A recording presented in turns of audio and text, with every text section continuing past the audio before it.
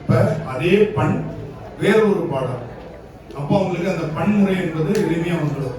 பாடும் பொழுதும் சடையார் புனல் உடையானோரு சரிகோவணம் உடையான் சடையார் புனல் உடையானோரு சரிகோவணம் உடையான் படையார் மழை உடையான் பல பூத படை உடையான்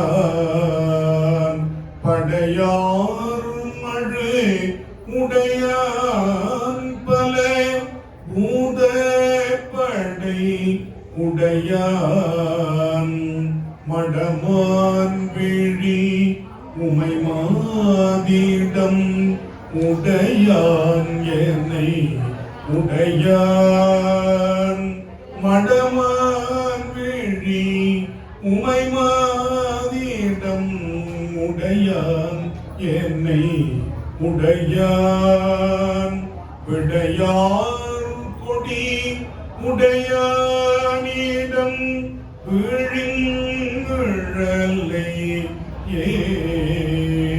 உடையார் கொடி உடையானிடம் வீடின் மிழலை வீழின் மிழலை. இது பன்முறை. நிறுத்தி பொருள்மையா அந்த ரூபரம் போட்டிருக்கோம் இல்லையா, அது பாடுற முறை நம்ம பாராயண முறையில சடையார் புனல் உடையான் ஒரு சரி கோவன் உடையான். இது பாராயண முறை, சந்த முறை அல்லது இசையோடு படிக்கிறது. இந்த முறை உங்களுக்கு நல்லா வந்துருச்சுன்னா இந்த நிறுத்தி பாடுறதுங்கிறது எளிமைப்படுத்துறது ரொம்ப எளிமையா வந்துடும். நீங்களே அதை கத்துக்கலாம். இந்த நிறுத்தி பாடுறதுங்கிறது தான் நான் ஏற்கனவே சொல்ற மாதிரி ஆத்மார்த்தம். ஒரு வழிபாட்டுல ரெண்டு வழிபாடு உண்டு, ஆத்மார்த்தம் பரார்த்தம். பரார்த்தம்ங்கிறது திருக்கோயில் வழிபாடு, இது எல்லாரும் வழிபடக்கூடியது. ஆத்மார்த்தம்ங்கிறது அவங்கவுங்க உணர்ந்தது போல அவங்கவுங்களுக்கு பிடிச்ச பேர் சாமிக்கு வச்சுக்கிட்டு வழிபடுறதுக்கு பேர் ஆத்மார்த்தம். ஒரே லிங்கம் தான், ஆனா ஒருத்தவங்க தியாகேஸ்வரன் வச்சிருப்பாங்க, ஒருத்தவங்க அண்ணாமலையார்னு வச்சிருப்பாங்க, ஒருத்தவங்க பெருவுடையார்னு வச்சிருப்பாங்க. அவங்கவுங்களுக்கு பிடிச்ச சாமி பேர் அந்த லிங்கத்துக்கு வச்சு பண்றதுக்கு பேரு ஆத்மார்த்தம்.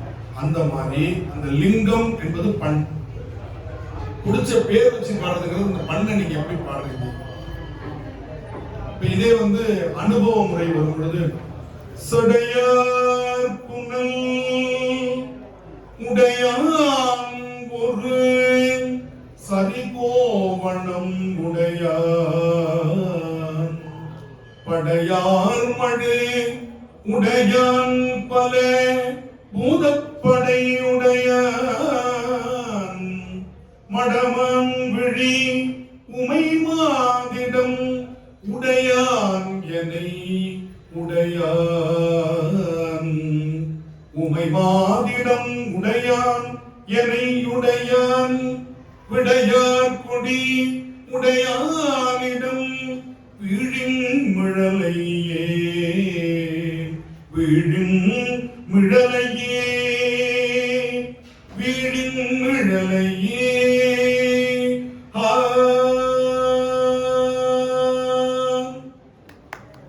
விடையார் கொடி கொடி ஏற்றி அப்ப இது அனுபவ முறை. மூணு முறை படிக்கிற முறை, பாடுகிற முறை, அனுபவ முறை. இப்ப அனுபவ முறைங்கிறது அந்த அனுபவம். இந்த பாட்டை நீங்க எத்தனை முறை பாடி இருக்கீங்க, எத்தனை முறை அனுபவிச்சிருக்கீங்க. அப்ப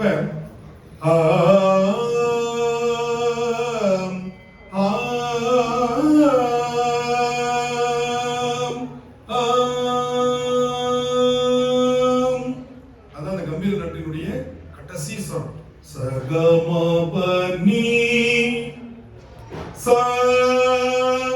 சானி பமகச.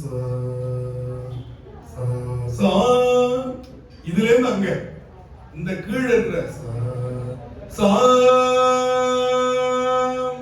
இப்படி போகும்பொழுது கொஞ்சம் கூட குரல் பிசுறது கூட. ஏன்னா அந்த கம்பீர நாட்டெல்லாம் பாடும்போது பிசுறு அடிச்சதுன்னா அவ்வளவுதான், கேட்க நல்லா இருக்காது. நீங்க மெலோடியஸா பாடுற ராகங்கள்ல பிசிறு கூட அழகா, ஏன்னா அப்படி கீழே அந்த கீழ் ஸ்வரங்களை பிடிச்சு பாடும்போது ஒரு கரகரப்பு இருந்தா நல்லா இருக்கும். ஆனால் அக்கேசி கம்பீர நாட்டையெல்லாம் ஷார்ப்பா மேல போய் நிற்கும். அந்த சிவரஞ்சனின்னு ஒரு ராகம் இருக்கு. அந்த ராகம்லாம் வந்து கொஞ்சம் பிசுறு அடிச்சாலும் அழுவுற இருக்கும். அதே பிசுறு இல்லாம மேல போச்சுன்னா அப்படியே பிரமாதமா இருக்கும். எங்க ஐயா ஒரு பாட்டு பாடியிருப்பாங்க. பனைக்கே மும்மதன் வேடம் முடித்தவன், எவ்வளவு மெதுவா சாப்பிட்டா இந்த குழந்தையா இப்படி குடும்பம் பண்ண போதுங்கிற மாதிரி சில இது வந்து நமக்கு முன்னாடி பாத்தீங்கன்னா கெஸ்ட் எல்லாம் வந்து நல்ல பேர் வாங்கிடும். இந்த குழந்தையா போய் குறை சொல்றீங்க அப்படின்னு அவங்க தலை மறைஞ்சவனே ஆரம்பிக்கிறாரு. அந்த மாதிரி ராகம் சிவரஞ்சு இப்படிதான் ஆரம்பிக்கிறாரு. பனைக்கை மும்மதன் வேடம் முடித்தவன், நினைப்பவர் மனம் கோயிலா கொண்டவன், அனைத்தும் வேடமாம் அம்பல கூத்தனை, தினைத்தனை பொழுதும் மறந்துவனோ, அனைத்தும் வேடமாம் அம்பல கூத்தனை, தினைத்தனை பொழுதும் மறந்துவனோ, மறந்துவனோ, மறந்துவனோ. சிவரஞ்சன் நாவுக்கரசருடைய தேவாரம் மெதுவா அப்படியே போய் அப்படி அதுக்குதான் அந்த பயிற்சியில் எடுக்கிறதுக்குள்ள அந்த ஹை பிச் சொல்லி தராம கீழே இருந்து மெதுவா அந்த லாங் ஜம்ப் பண்றவங்களை பார்த்துருக்கலாம். எவ்வளவு